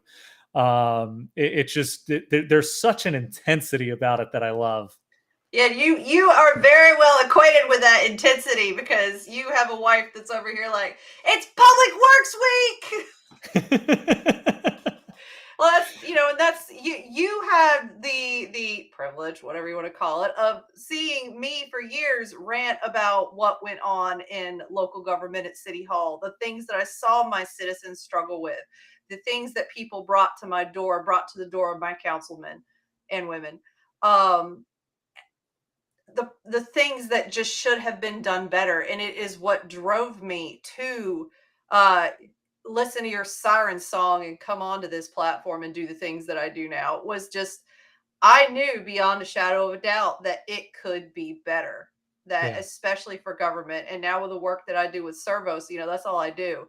And I have to give a shameless plug here. With Hurricane Ian coming through, there was a ServiceNow asked Servos to put together to some emergency to put together some things on an emergency basis. So within it was a couple of days, they had stood up the instance and everything that was needed to support the missing.florida.gov so that Floridians could report missing and find their missing loved ones after the hurricane. Like, big team effort on our part. I really can't say how proud say enough how proud I am of that, and to be a part of that, to be a part of the company that got to do that work. But that's, you see that, and that's why I'm in this industry. That's why I love what I do. Is you see that passion in people, and yeah, it's there. And those of us that have left public service to do this work carry that forward. It is very much still why we do what we do. There's a few of us at Servos that come from public service, and all of us have that heart for it. And I'll tell my clients, look, you need to understand, I've been where you are, and my goal is to make your life easier because I got you, fam. Like, I can't. You have to be professional with them, but like one of the cities we're working with now, I got to know some of the people with them, and it's a municipality, and I come from municipal government, and it's different from state and county work, because like on the municipal level, these are the people that plan your Christmas parade. These are the people that make sure that the park that you love taking your kids to has good equipment and a rec baseball program and stuff like that. And it's that level of community that you get really ingrained into. And they're one of the most comfortable I've got with them, because we were like, yeah, municipal government. But I can't sit there and tell them with all of this excited, nerdy passion that I have for it, like, I work for this company, but I'm going to make sure you're taken care of if I get fired for it, okay? Because taking care of you, every time I take care of these people, every time we put together an instance and see a service go live, that means that the manual forms that they had to fill out is now an automatic process that takes 15 minutes. Every time we do that, it's like I see those people I worked with, those people that were work family to me, that I love, that build and uphold that community, and it's just I love doing that. Sorry, I No, totally you're took us good. off You're topic, good. but there you go. There's you a little like publication or whatever. But that's why we do what we do, and that's why this is so important, because if those instances get taken down for this kind of stuff, and because it's government, it's like I said, all it takes is one dumb comment and everybody's on top of your services. This stuff gets taken down. It keeps the people that keep those cities running from doing the work that they're doing to serve their citizens. And we don't want to see that happen. Jace tells me to bear the passion proudly. Yeah, I appreciate that. Government nerds for life, yo. But anyway, so we're about at time. You did not get cookies tonight. I'm so sorry. I've been sitting over here snacking on luxury chocolate. That's right. I figured something But tonight you went through the process of doing the reCAPTCHA and showing why we want to do the method securely with the packaged server-side validation to make sure that it can be not as easily hacked. And the importance of the reCAPTCHA is that first line of defense in your public unauthenticated forms. So this has been really helpful. And I know that there's more that you can do to make that secure and make it a good experience for everybody. But this is a solid recommended first step. Yeah. And I think that's, I want to circle back because, one of the important things to keep in mind with this is that the CAPTCHA is not meant to be bulletproof. It's not meant to be the only security. It's not meant to be the be all end all. You don't strap on Kevlar expecting to take a tank round. The reCAPTCHA is designed to be a low level validation that you are in fact human. It can be gotten around, but it's going to keep most people out. It's going to keep most easy attacks out. And that allows you to shift your focus to the more complicated attacks, which, we can begin to apply some of the other techniques that we'll continue exploring in the next few sessions as we continue to build this out and make this a more mature solution. So I muted myself. So Jace asked about next time. So we're going to look into some other ways to make this more secure.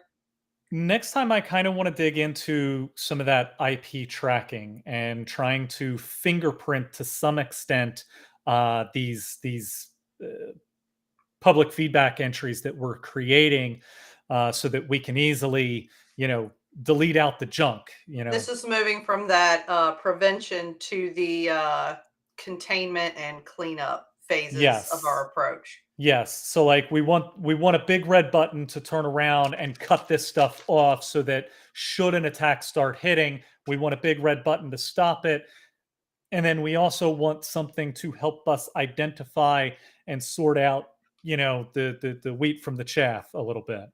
And if I can track the IP address, then I can also do something where, in addition to ServiceNow's rate limits, I can potentially script up a custom rate limit that says, hey, this IP address can only submit so many per hour. And that way we can get beyond this notion of public user all being one user, and avoid some of the issues that we saw last week in our accidental denial of service. Whoops. The ADOS. it reset by the day. So they just couldn't report their pothole that day. But that's a big thing, because even just being down for a day, somebody's going to report a pothole right when they're there and when they're dealing with it. They're not going to go home and think about it and do it later. So. Well, and I mean, in that specific case where it was 8 or 10 requests and then you couldn't submit anything else for the day, across all users and all services. This is not a they small only accepted 10 community public that ones. This government site is representing either. This is big bada boom. I could write a script right now in the next 15 minutes that would submit 10 every day and lock up their public services until they figured out what I was doing and did something to put a stop to it. Like, And it's for legal reasons, we're not going to do that. And this is another no, reason why we're we did not not going say to the do name that. of the entity, and we would never want to do that. If I did what I am capable of doing, ServiceNow would fix this problem tomorrow. They would have all of their best engineers on it because they'd probably have data center issues with the number of customers that I have found that have this issue. Travis, So, if you weren't like smiling the way you were, I'd say that's got mad dark side vibes. Like, you well, don't know the power of the dark side. it is such a huge issue for the platform. It is like this stealth issue that isn't getting enough attention. And if we don't get to a point where we're willing to acknowledge that this issue exists, and we need to start taking actions as developers and architects to do something about this, it's going to get fixed when it's too late. It's going to get fixed when this is getting highlighted on the news. It's going to get fixed when this is part of some other attack. And this was something that I forget who it was. It was a big security engineer on LinkedIn who turned around and commented on my post, and I completely misunderstood what he was saying and jumped his case over it. And I'm really I did sorry too, and I about was that. ready to like. I was ready to like. I completely misunderstood what he was saying and jumped the gun. But what he was saying was, after I figured it out and actually understood, and that's on me. That's completely on me. I read it wrong, and it took me a while to figure out what he was saying. But once I understood it, he was absolutely right, because like, somebody could turn around and use this attack, which isn't really a high value attack. It's a temper tantrum attack. It's the script kiddie saying, you pissed us off, now we're taking you down. You're going to be offline.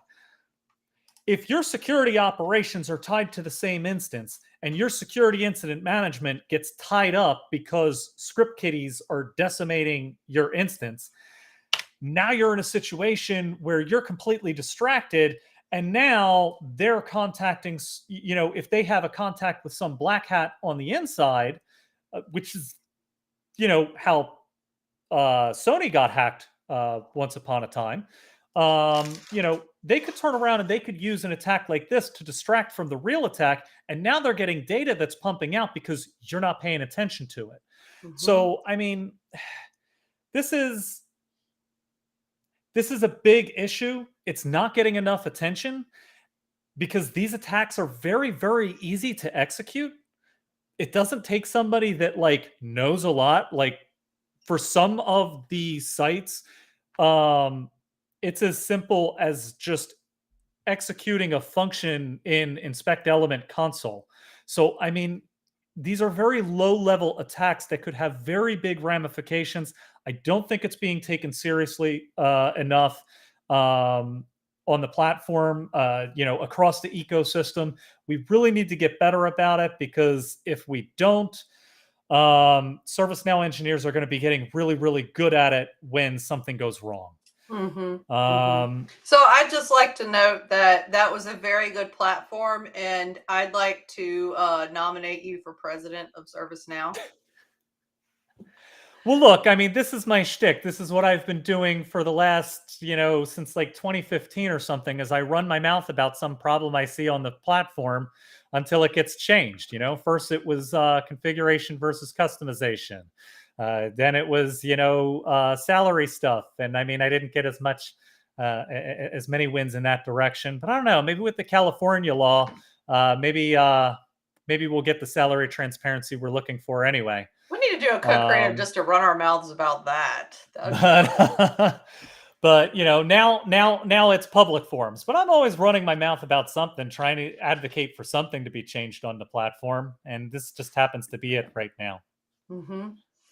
All right, so we have run our mouths for a good long time. We've made some good progress. So what do you say we call it?